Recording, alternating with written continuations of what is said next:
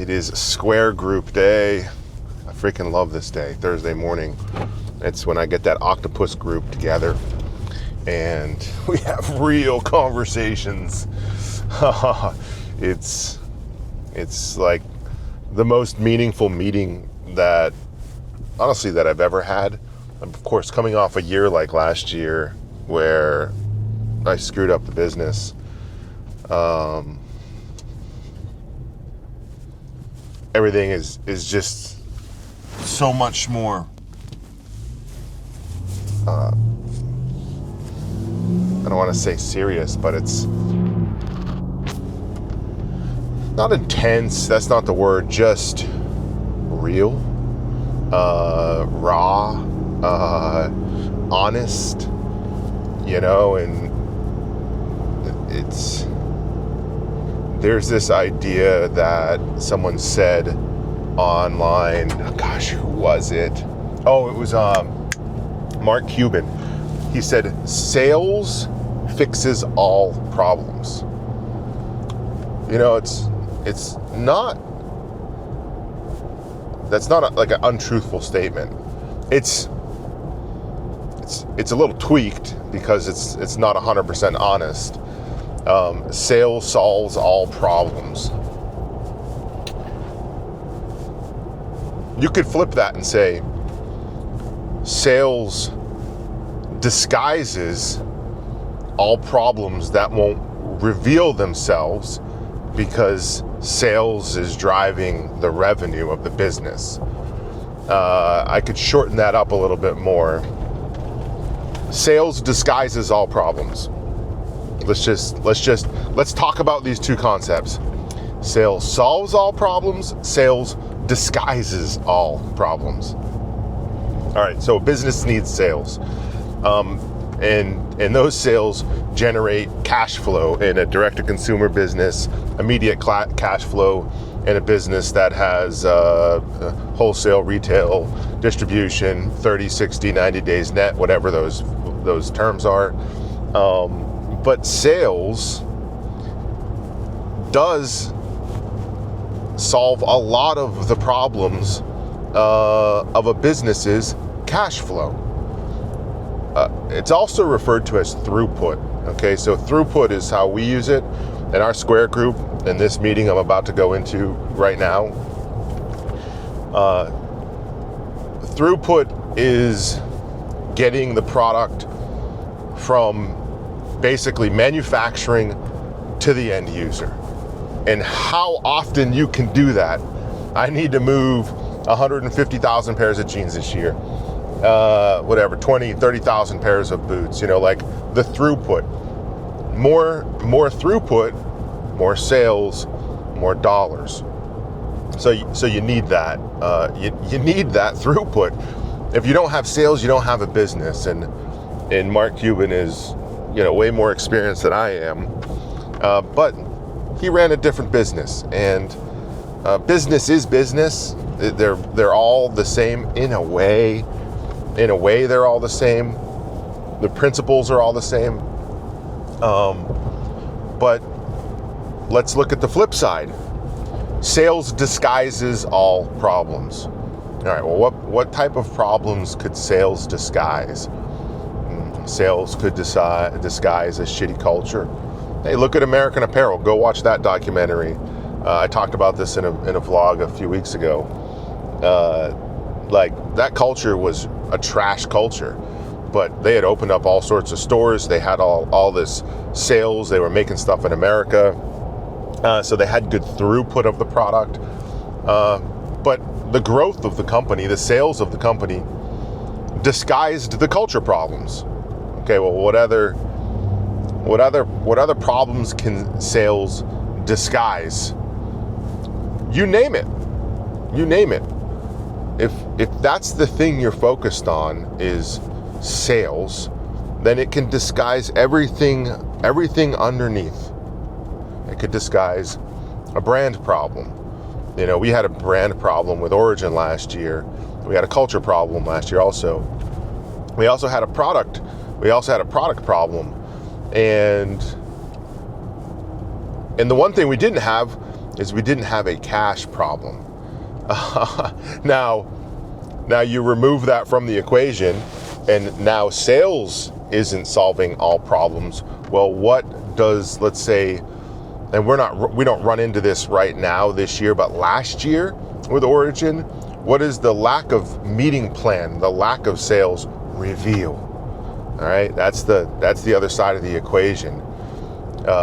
And so what it revealed was everything that the team, this Square group, this Octopus group, has been working on and correcting. I talked about like growth at all costs, and I don't subscribe to that model. Growth at all costs, because growth at all costs is also sales at all costs. You can put yourself in kind of a shitty position with your customer, and end up having to, like, we had over made hoodies, like 20,000 of the wrong size, the wrong color, and we're like, holy shit, we're gonna have to sell these. We're gonna have to move these through the factory to the consumer. What are we gonna do? Well, we're gonna have to put them on sale. All right, we did that, and we exchanged them for revenue. But what did that disguise? Well, it disguised a lot. Like, you just discounted a product that shouldn't be, and now the consumer, you've trained the consumer on this, right? That you can discount, and so maybe that consumer waits for the next time you discount. Maybe that consumer waits for Black Friday where they think you're going to discount, and so you're creating a Pavlovian response, right? To this reaction of sales solving all problems, and so I just think got to be really, really careful with that statement, and how Mark Cuban positions that. I get why he's saying it, but there's always another side to the coin. Sales solves all problems. Sales disguises all problems. And I guess my call out would be, and the reason that this Square group exists is reveal. There should be no secrets. There should be no reveals that each other doesn't know about, right? Nobody gets to work on secret projects. Nobody gets to work on something secret that they're going to reveal. That's not allowed. If that's the case, then they're doing it for themselves. They're doing it not for the brand, right? Because the brand wants to know. The business units want to know. So nobody gets secret projects. Everything has to be put, all the cards are on the table all the time, including the sales and including the other issues that sales might be disguising that we need to get in front of. It could be operationally, supply chain, a huge one for Origin, supply chain, culture, manufacturing, HR, customer experience is another one, big one, consumer facing. So this clip is going viral. Like, sales solves all problems. Sales solves all problem. Don't get caught in statements like that. Again, part of the reason I'm putting this vlog out there is because we have this very fickle minded society who's looking at one clip and then scrolling to the next, right? They're doing this, and it's getting in the algorithm, and there's these broad stroke statements very fast that have no context behind them, and so just be conscious of what's coming in your algorithm, especially for, this is for all entrepreneurs, and not just entrepreneurs, like just in life.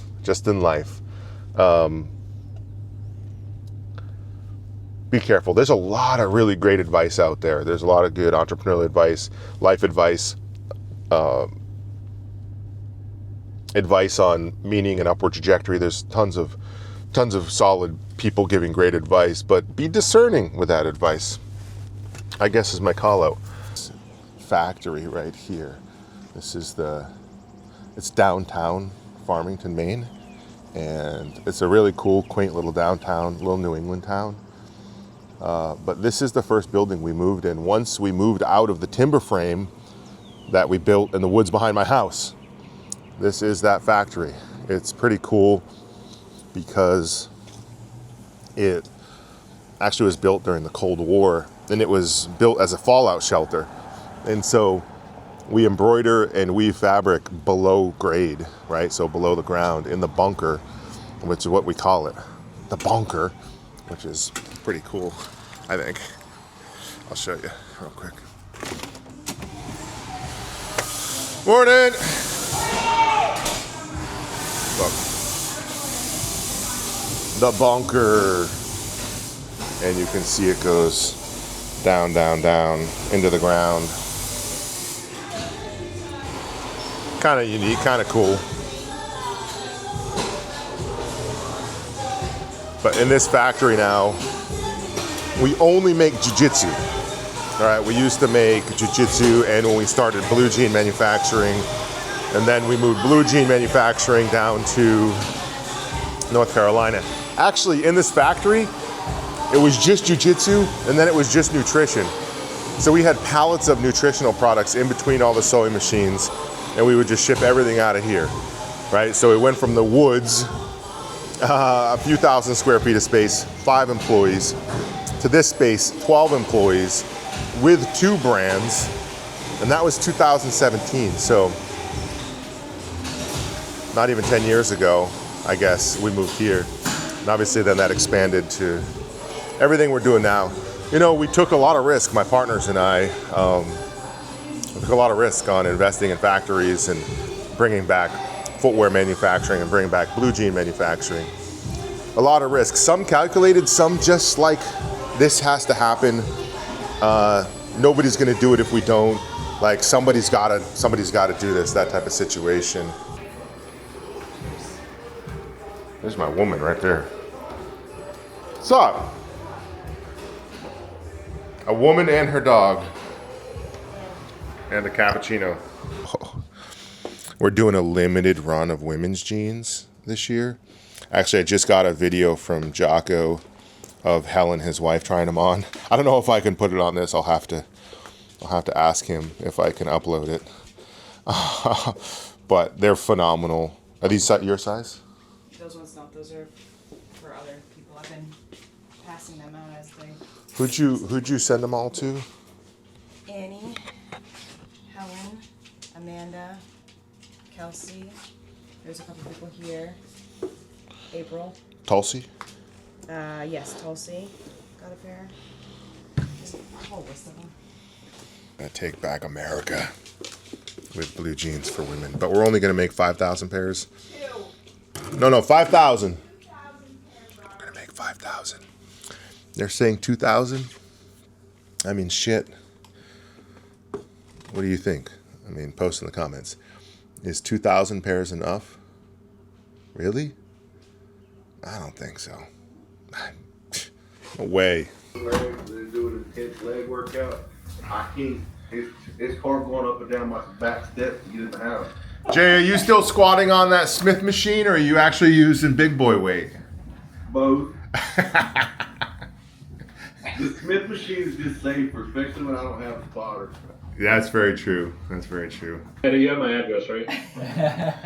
There's You should be here, Andy. a pile of them in there. New Zealand's.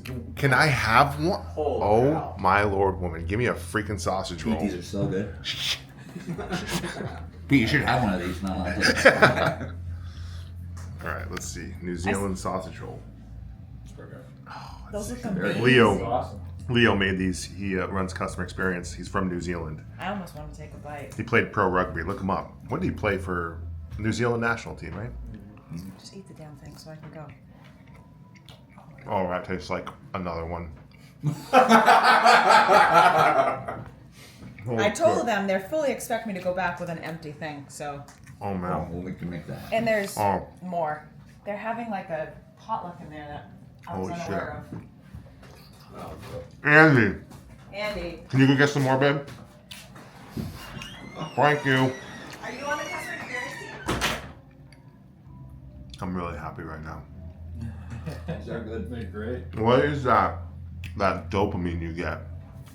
No? Never. Look at our history, Tom. We just walked the 3 feet between Can our you offices please to just walk talk to me each then? other. Yeah, okay, so no slacking. No, Walking. I needed documentation of communication. Oh my lord. I just want to point out that she sends me slides. Oh shit.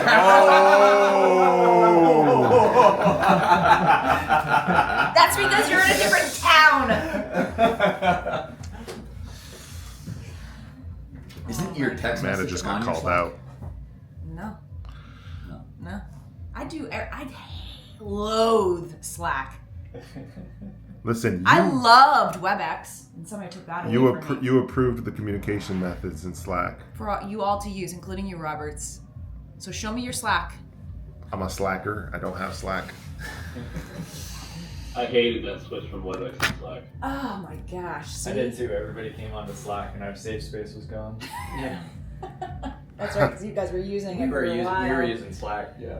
This year, basically as soon as possible, getting the machinery that's going to let us run that line efficiently and dependably Bless you. to be able to work our goals. And one thing that should be noted too, a couple of these machines we have no backup for, and we've been lucky so far. Some of these breakdowns have hurt efficiency, but they haven't shut down production. If we were to have a major breakdown on the staple side laster or the GIS, we're shut down for, I would say, at least 2 weeks, probably 4, of making no production whatsoever. What kind of financial impact that would have. But if we can't make it, This is throughput. Well, This is the result of that front end getting money. Always my biggest fear of it. Yeah. You walk into the main machines that we use, and there's only one of them. And being like, well, if this goes down today, we're done. yeah. And you price out a new one, it's like $70,000 for a backup, and you're like, oh, there's no winner. No, this isn't too bad. Like rig. You know, we've had Joe come over, and Joe's been able to like weld little tiny things together, but you've got parts of those machines that have been re-welded back together like 7 times, and I don't think there's room to even do anything else on them. They're just like, when they break, they're done. Yeah, I think it's time. I think it's time to upgrade the fleet. You know, the current machinery. Obviously, this is more of a risk reduction addition for Capex than it is, advanced technology, right? I'm sure that ask is coming, but it's time, right? We want to grow boots. We're seeing a signal in boots and shoes.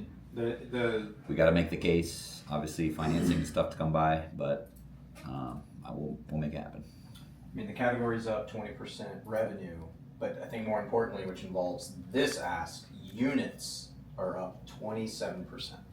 Yeah, and really, when you look at that, it's still with just boots. Mm-hmm. We're not even talking about everyday footwear. We're going to lose more than 170 grand in revenue if one of those machines goes down for that length of time. Yeah. That Dylan is describing. So it's a no-brainer, really. Where are those freaking sausage rolls? Oh, Leo's got that. Well, where's Leo?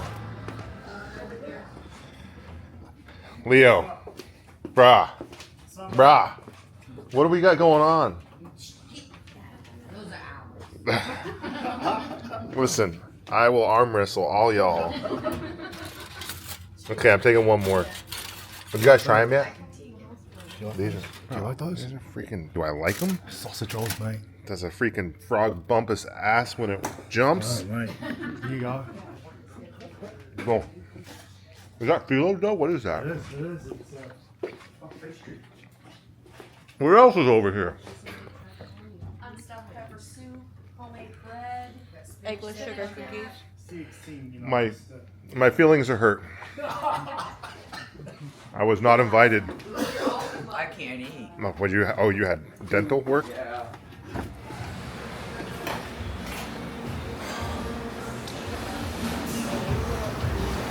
That's good.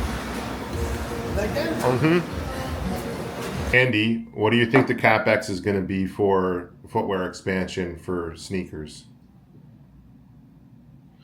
I don't think for sneakers itself is that big. The problem is the entire facility needs to grow. So you've got the power upgrade, We really need to get the dust collection system set up and installed. So it's probably going to be around a $400,000 project to grow Boots to where it needs to be next year. 400,000 is the delta, or includes this ask here? In addition to this, So Jay, you're talking 200. You got 200 here. I mean, you guys are talking about a freaking 800 grand, right? I mean, that's what. Yeah. $1 million at the end. I think if we're not planning for $1.5 million to $2 million capex plan for 2026, we're going to put 27's growth plan at risk. I agree with that 100%. That includes North Carolina facility upgrades. That includes anything at Boots, anything we need to do here, right? Like $2 million for a company that has basically 4 major buildings. I include Jocko Fuel in that. Yeah. Like that's not actually a lot of money for capex items. And earlier about how, you know, sales solve all problems, but they also disguise all problems, right? And I'm not going to show what I'm looking at. It's kind of confidential, but you know, we've been course correcting some things this year in this octopus group, in the square group. One of the things I'm looking at is our return rate. So you may get all these sales, but you're going to get returns, right? In footwear and apparel and other businesses that have products too. Our return rate this year is 6%, and standard for returns is about 14% for other businesses online, direct to consumer. And we've improved the product over the last year, because last year our return rate year to date was 10%. So we've knocked 3 points off that return rate. So it doesn't matter in this instance if sales solves all, right? Because you want to make improvements across the board. And so you have to bring the things to light that allow you to get improvements, along with what I'm looking at here is margin improvement across the board. And so sales solve all problems. Sales also can disguise all problems if you're not truly digging into the business, the numbers, the dollars and cents, and tracking those improvements. And because we just finished H1, the team is digging into it. This is your Jan 1 to June, right? To end of June, H1. Through June, all of H1, which is great to see. Where the total industry of apparel is down, how much, 20%. Phil? 20% In the first half. in the first half. So like in general, apparel is down 20%, and we're up 20. We finished H1 26%. 26% up. So On revenue. up on revenue, sales, Well, there you go. down on 28%. refunds, down on returns, and what is it? Oh, it's 28%. Yeah, so pretty good H1. It's a lead indicator to how the back half of the year is going to go. A lot of times you're talking about things at a high level, but it's really important to dig into the data, the real data, and then use the data as a weapon. And so that's what we're doing here to approach H2 and talk about planning, because the team just asked for a bunch of equipment. They want to spend $1 million on equipment, and I wanted to throw up in my mouth. So, yeah. 4.5 hours later, I always love this meeting. We just get so much accomplished. The team, they're taking that long-term strategic vision and breaking the next phase up into a 3-year strategic document. And this is something we haven't been really good at, is putting the strategy on paper. It seems like we've been doing year to year for the most part, but half of solving an equation is writing it down, and in my opinion is 75% of the equation is writing it down and printing it out.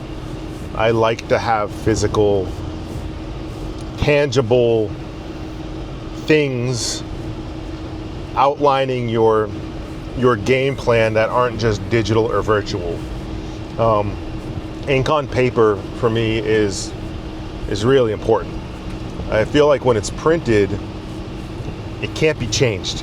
You can't delete this, you can't tweak this. It's like, no, this is what was agreed upon. This is the strategy.